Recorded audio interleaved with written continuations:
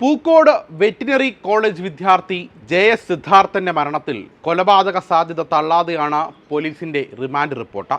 ഹോസ്റ്റലിലെ അലിഖിത നിയമമനുസരിച്ച സിദ്ധാർത്ഥനെ പരസ്യ വിചാരണ നടത്തിയെന്നും ക്രൂരമർദ്ദനത്തിനിരയാക്കിയെന്നും റിമാൻഡ് റിപ്പോർട്ടിൽ പറയുന്നുണ്ട്. പെൺകുട്ടിയുടെ പരാതി ഒത്തുതീർപ്പാക്കാൻ വിളിച്ചു വരുത്തിയ ശേഷമാണ് സിദ്ധാർത്ഥനെ മർദ്ദനത്തിനിരയാക്കിയത്. കൊലപാതക സാധ്യതയെപ്പറ്റി അന്വേഷിക്കേണ്ടതുണ്ടെന്നും റിമാൻഡ് റിപ്പോർട്ടിൽ പറയുന്നുണ്ട്. സിദ്ധാർത്ഥനെ കൊലപ്പെടുത്തിയതാണെന്ന കുടുംബം ആവർത്തിക്കുന്നതിനിടെയാണ് റിമാൻഡ് റിപ്പോർട്ട് പുറത്തുവന്നത്. കഴിഞ്ഞ 16 രാത്രി 9 മണി മുതൽ സിദ്ധാർത്ഥനെ മർദ്ദനത്തിനിരയാക്കി.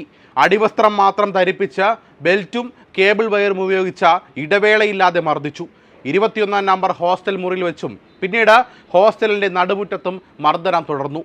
പുലർച്ചെ 2 മണിവരെ പരസ്യ വിചാരണ നടത്തി. ക്രൂരമായ മർദ്ദനവും ആൾക്കൂട്ട വിചാരണയും നടത്തി മരണമല്ലാതെ മറ്റൊരു വഴിയില്ലാത്ത അവസ്ഥയിലേക്ക് പ്രതികൾ സിദ്ധാർത്ഥനെ എത്തിച്ചെന്നും റിമാൻഡ് റിപ്പോർട്ടിൽ പറയുന്നുണ്ട്.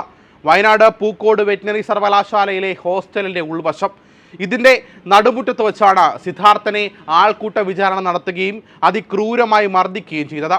അതിനിടെ ഡീൻ ഇടയ്ക്കിടെ ഹോസ്റ്റലിൽ പരിശോധന നടത്താൻ ഉത്തരവാദിത്തമുള്ളയാളാണെന്ന് വെറ്റിനറി സർവകലാശാലയിൽ പുതുതായി ചുമതലയേറ്റ VC PC ശശീന്ദ്രൻ ചൂണ്ടിക്കാട്ടി. ഹോസ്റ്റലിലെ വിദ്യാർത്ഥികളുമായി മാസം തോറും യോഗം നടത്തണം.